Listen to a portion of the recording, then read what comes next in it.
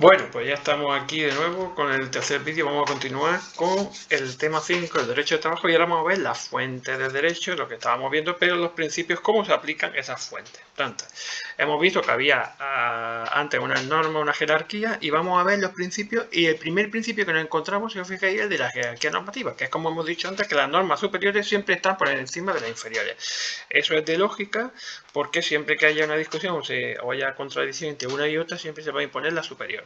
Pero, cuidado, hay otros principios que regulan esto. Por ejemplo, la norma mínima. ¿Qué significa esto? Que las normas superiores marcan un mínimo, pero las inferiores pueden mejorarlo. Vamos a poner, por ejemplo, lo que hemos dicho antes.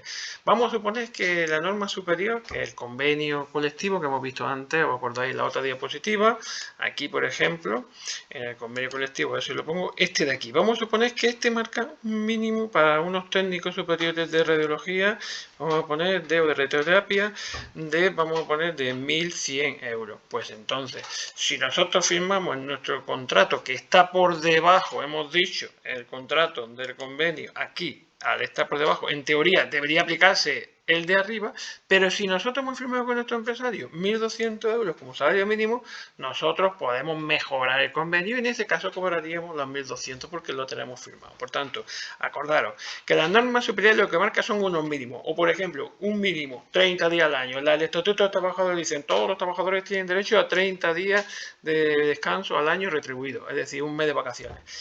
Nadie puede firmar un contrato donde ponga que tenga 28 días. Es decir, menos de 30 días no puede tener ningún trabajador si ha trabajado un año entero.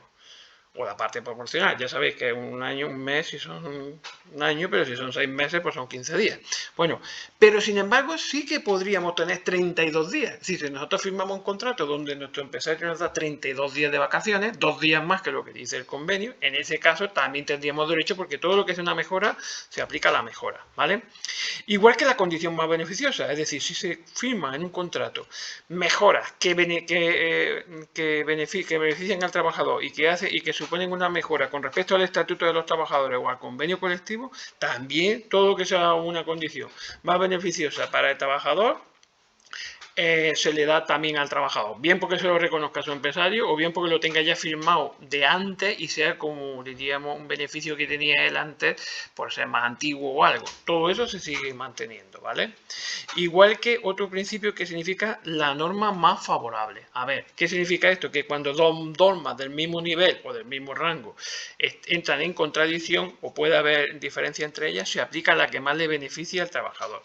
Por ejemplo, imaginaros en determinados convenios que se pueden aplicar.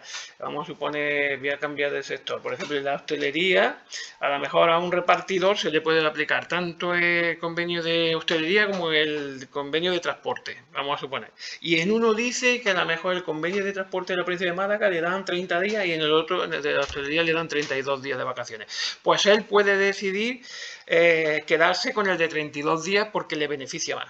En ese caso, de las dos normas, él elige Pero ojo, si le elige para una cosa, lo elige para todo. No va a coger de esto y de lo otro. Entonces, si escogemos un convenio, porque a veces se pueden aplicar dos convenios al mismo sector. Entonces, si cogemos uno porque nos beneficia más en algo, nos tenemos ya que quedar con todo lo que comporte ese convenio. No va a coger solo lo bueno.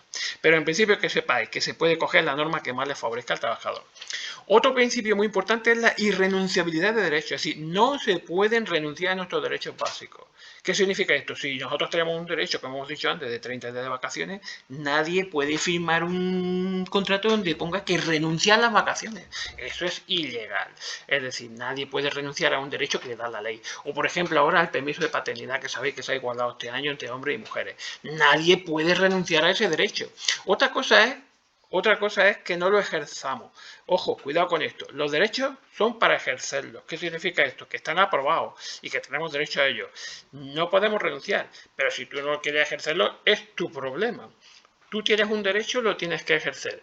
El de vacaciones, el de permiso, el de permiso de matrimonio de 15 días, todo eso.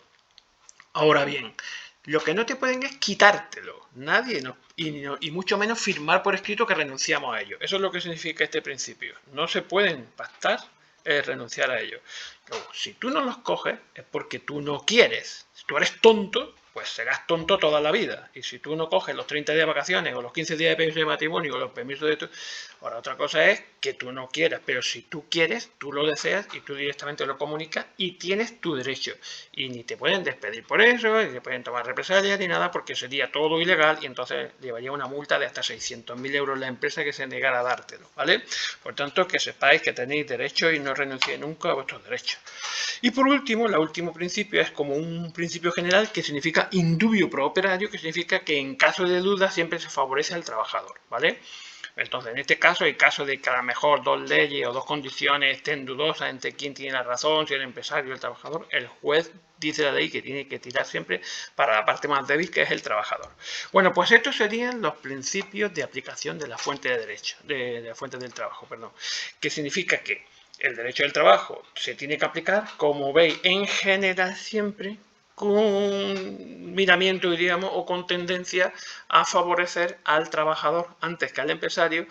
Hombre, por una sencilla razón. Normalmente, como sabéis, la cuerda, como se suele decir, se rompe por la parte más débil, y la parte más débil de una relación laboral suele ser el trabajador, y por eso es por lo que se intenta favorecer. Incluso las propias leyes tienden siempre a favorecer, y los jueces también, al trabajador.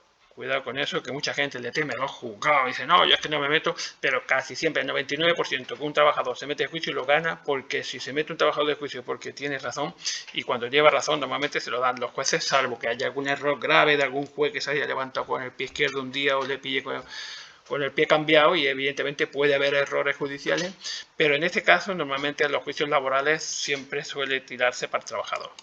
Bueno, y ahora vamos a ver los derechos y los deberes laborales que tenemos. Acordaos de esto, que son muy importantes porque son los derechos que tenemos.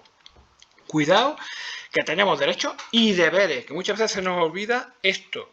Todo el mundo hablamos, tengo derecho, muy bien, tienes derecho, igual que los alumnos, sí, tenéis derecho, todo, muy bien, pero también tenéis deberes, no se olvide que también hay unos deberes, ¿vale? Por tanto, igual que los trabajadores, todos tenemos unos derechos y unos deberes.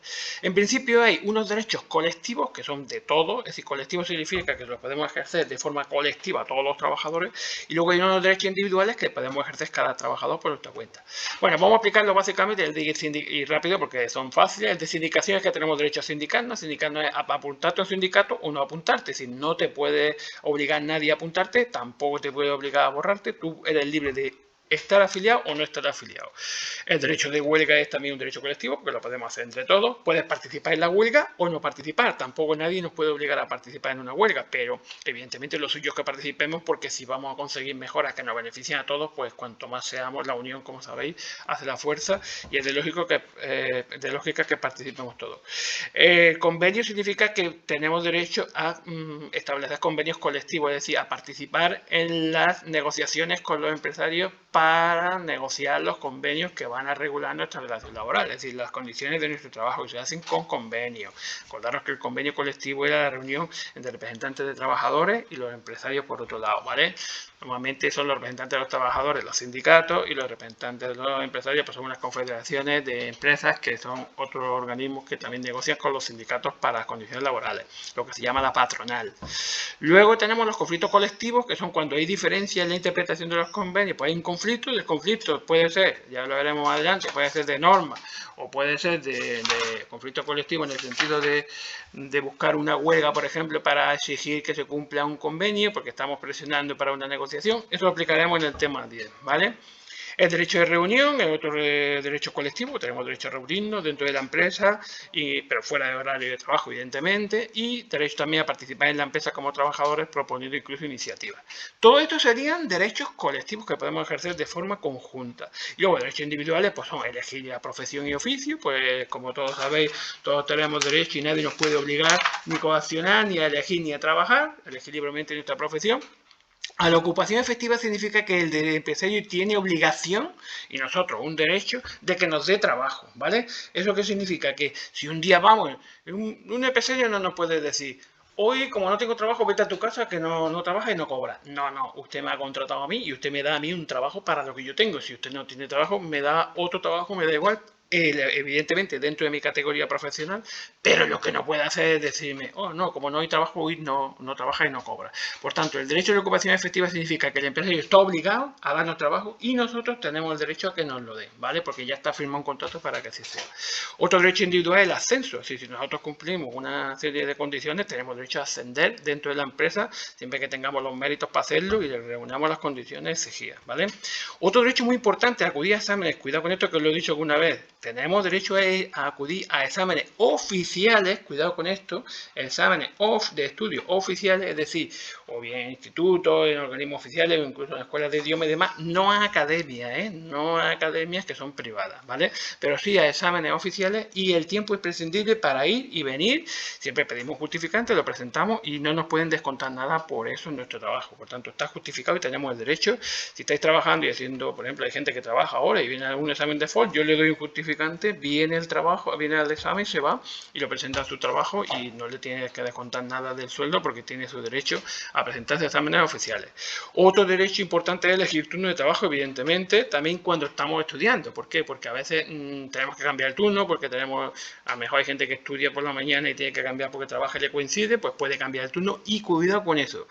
El derecho a elegir el turno lo tiene el estudiante, no el más antiguo de la empresa, ¿eh? A ver, lo normal es que negociéis con vuestros compañeros y no busquéis una atención ni un distanciamiento y mucho menos un enfrentamiento con un compañero que es más antiguo, porque él siempre va a decir que como él es más antiguo va a, diríamos, a tener derecho a elegir el turno. No, vamos a ver, lo podéis hablar buenamente, incluso lo podéis repartir, pero a las malas, si se pone tonto, el que tiene el derecho a elegir el turno es vosotros, el que está estudiando en un centro oficial. Por tanto, la ley le da el derecho a elegir turno de trabajo al estudiante, antes que al trabajador más antiguo.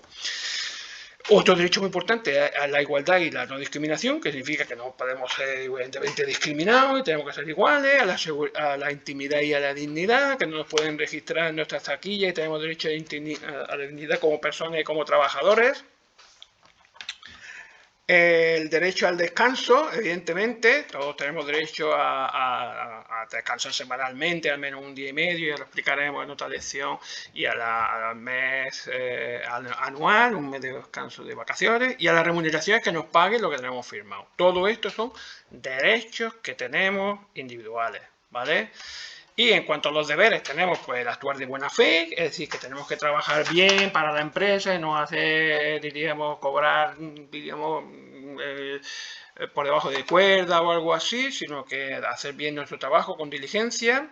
Evidentemente con diligencia, actuar con diligencia significa también poniendo atención a nuestro cuidado y haciendo lo mínimo, es decir, que no nos pasemos porque tampoco nos quedemos cortos, sino que trabajemos con una productividad media. Intentar también siempre mejorar la productividad de la empresa, que significa que hagamos la cantidad y la calidad suficiente para que la empresa vaya bien y mejorar la productividad. No hacerle competencia desleal significa que no nos llevamos los clientes por debajo cuerda o luego por la tarde de nuestro negocio, de nuestro taller, por tanto que no le hagamos competencia a nuestra propia empresa. Tomar en cuenta y respetar las medidas de prevención y seguridad y cumplir siempre las órdenes e instrucciones del empresario. Todo esto serían deberes que tenemos y en caso de incumplimiento, pues nos pueden poner una sanción que incluso puede llegar al despido si es muy grave, dependiendo si hay una falta grave o muy grave o si estamos repitiendo mucho el incumplimiento, ¿vale? Vamos a dejarlo aquí y seguimos luego con otro vídeo, ¿vale? El último. Venga, un saludo.